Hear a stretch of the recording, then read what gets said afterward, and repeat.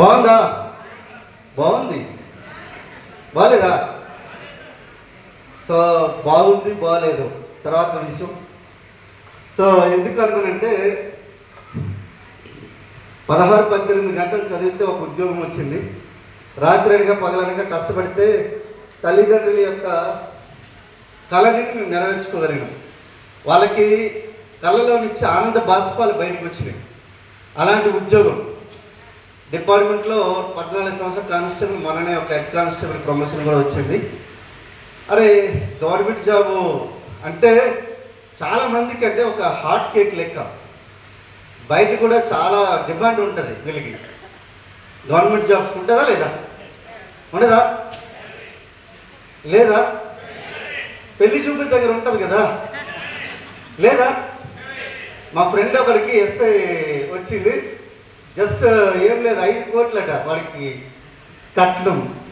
నాకు పిచ్చెక్కిపోయింది. 5 కోట్ల ఒరే, జీవితంలో ఎంత సంపాదించాలో అంతా ఓన్లీ కట్నం ద్వారా సంపాదించేస్తూ ఉన్నాడు ఆయన. సో నేను ఎవరిని తప్పు పట్టలేను.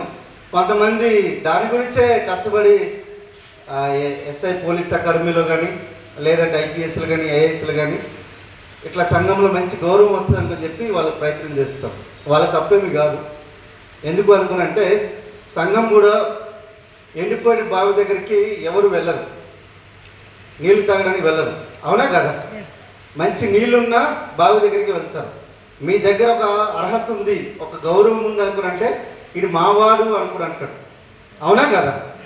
సో ఇది సిచ్యువేషన్. మరి అట్లాంటి ఉద్యోగాన్ని పక్కన పెట్టి ఈరోజు ఎందుకు ఇంత సీరియస్గా వెస్టీజ్లో చేయడం జరిగింది అనుకునంటే, వెస్టీజ్ అనేది ఒక మహాసముద్రం. మీరు ఎంతైనా సంపద సృష్టించవచ్చు, ఎలా అయినా సంపద సృష్టించవచ్చు. ఎందుకు అనుకునంటే ఎగ్జాంపుల్ చెప్తా చూడండి. నా ఆర్గనైజేషన్లో ఒక 5 లక్షల మంది టీం ఉంటారు. 5 లక్షల మంది రోజు స్నానాలు, రోజు బ్రష్లు చేసుకుని, రోజు భోజనాలు చేస్తే కుకింగ్ ఆయిల్తో సుమారుగా నాది 500 కోట్ల టర్నోవర్ అవుతుంది. గట్టిగా రావట్లేదు అందరూ.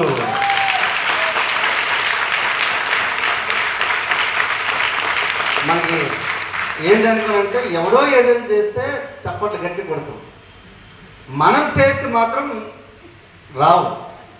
ఎందుకనుకున్నాను, మిడిల్ క్లాస్ పీపుల్కి ఉండే ప్రాబ్లం అదే, లోయర్ క్లాస్ పీపుల్కి ఉండే ప్రాబ్లం, పూర్ పీపుల్కి ఉండే ప్రాబ్లం ఏంటనుకునంటే ఎవడో గొప్పోడైతే వాడు ఎక్కడి నుంచి ఊడిపడి ఉంటాడని అనుకుంటారు. ఊడిపడేది ఎక్కడి నుంచో కాదు, మీ దగ్గర నుంచే. మీరు కూర్చున్న చోటు నుంచి ఇక్కడికి రావచ్చు, మాట్లాడవచ్చు, ప్రసంగం ఇవ్వచ్చు.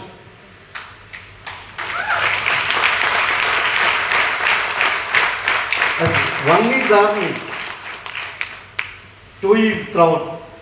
గుర్తుపెట్టుకోండి, పిచ్చి పిచ్చి పనులు చేయడానికి మనకు గుంపులు కావాలి. సిగరెట్ తాగాలనుకోండి 2-3 కావాలి, ఎంతమందిని కావాలి. మందు తాగాలంటే ఎవరైనా కావాలి, ఎంతమందిని కావాలి. అవునా కదా? చాడీలు చెప్పాలనుకుంటే, ఏదైనా చేయాలంటే, దొంగతనం చేయాలనుకుంటే ఒక 2-3-4, లేదంటే ఒక గుంపు కావాలి. కానీ ఒక సక్సెస్ కావాలంటే ఒక్కడే కావాలి. స్టేజ్ మీద నుంచి మాట్లాడాలన్నా ఒక్కడే కావాలి, అవార్డు తీసుకోవాలన్నా ఒక్కడే కావాలి, కోటీశ్వరుడు అవ్వాలన్నా కూడా ఒక్కడే కావాలి. సార్ నాకు వాడు లేడు, వీడు లేడు, వాడు నాకు ఆడు సపోర్ట్ చేయట్లేదు, వీడు సపోర్ట్ చేయట్లేదు, వాడు సపోర్ట్ చేయట్లేదు అంటే మాత్రం ఇక్కడ కుదరదు. జస్ట్ ఇక్కడ నిలబడండి. ఎందుకు అనుకునంటే ఎగ్జాంపుల్ చెప్తా చూడండి. చాలామంది చాలా రకరకాల ఆలోచనలు, అపోహలతో ఉంటారు. ఎట్లాంటి ఉంటారు అనుకునంటే, ఒక డాక్టర్ దగ్గరికి ఒక వ్యక్తి వెళ్ళిన తర్వాత అక్కడ చెప్తున్నాడు, మా ఆవిడికి చెవులు వినబడవు కాబట్టి కొద్దిగా మందు ఇవ్వను అనుకునంటే, నేను ఇవ్వను అనుకుని అంటాడు. అరే ఏందిరా, నేను మందు అడుగుతుంటే ఇది ఇవ్వట్లేదు అనుకో చెప్పి అడుగుతుంటా, డాక్టర్కి అడుగుతుంటే, లేదు నేను మీ ఆవిడకి చూపించకపోతే నేను మందు ఇవ్వను అంటాడు. మళ్ళీ అడుగుతాడు, ఆయన కూడా ఇవ్వను అంటాడు. ఇట్లా కావాలని శశి మీద గట్టిగా వాదన పెట్టుకుంటాడు. అప్పుడు ఎలాగైనా మందు ఇవ్వాలనుకో చెప్పి అనుకుని నిశ్చయించుకుంటాడు. కానీ నేను ఒక టెస్ట్ పెడతాను, మీ ఇంటికి వెళ్ళిన తర్వాత ఒక టెస్ట్ పెడతాను. ఆ టెస్ట్ నువ్వు కనుక వెళ్ళావనుకో, ఆ టెస్ట్ని కనుక నువ్వు అమలు చేస్తావు అనుకునంటే నేను నీకు మందు ఇస్తాను, అది తీసుకొని మీ మిస్సెస్కి ఇచ్చేసి అంటాడు.